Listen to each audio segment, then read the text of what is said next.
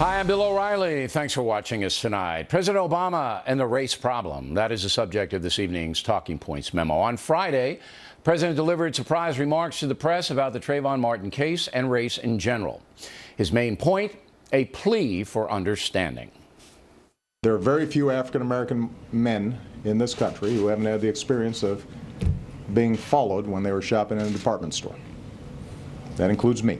I don't want to exaggerate this, but those sets of experiences inform how the African American community interprets what happened one night in Florida. And that's true. Many black Americans harbor at least some resentment for past injury.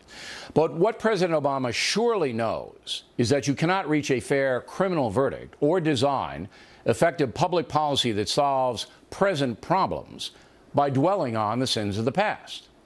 Talking Points believes the president was correct in addressing the race issue and framing it with the Martin case. He's the leader of America, and the country's talking about this.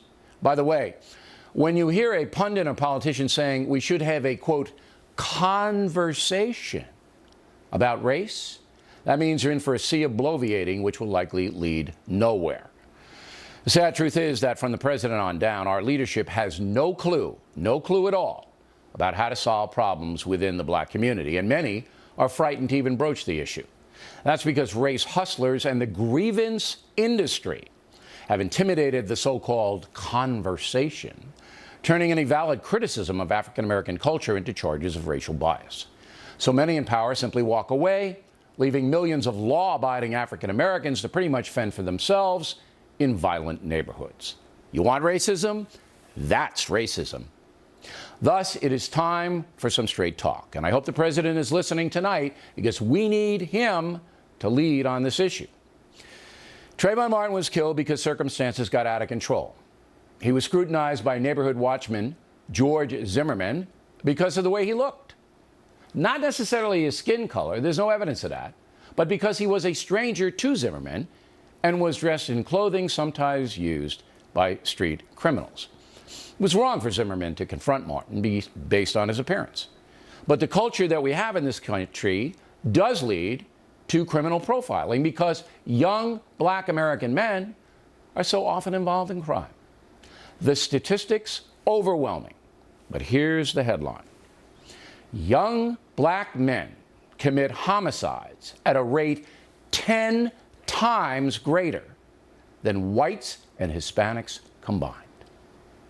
When presented with damning evidence like that, and like the mini Holocaust in Chicago, where hundreds of African Americans are murdered each year, the civil rights industry looks the other way or makes excuses. They blame guns, poor education, lack of jobs. Rarely do they define the problem accurately. So here it is. The reason there is so much violence and chaos in the black precincts is the disintegration of the African American family. Right now, about 73% of all black babies are born out of wedlock. That drives poverty. And the lack of involved fathers leads to young boys growing up resentful and unsupervised. When was the last time you saw a public service ad telling young black girls to avoid becoming pregnant? Has President Obama done such an ad? How about Jackson or Sharpton? Has a congressional black caucus demanded an ad like that? How about the PC pundits who work for NBC News? White people don't force black people to have babies out of wedlock.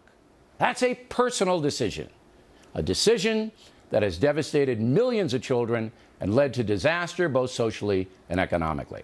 So, raised without much structure, young black men often reject education and gravitate towards the street culture, drugs, hustling, gangs.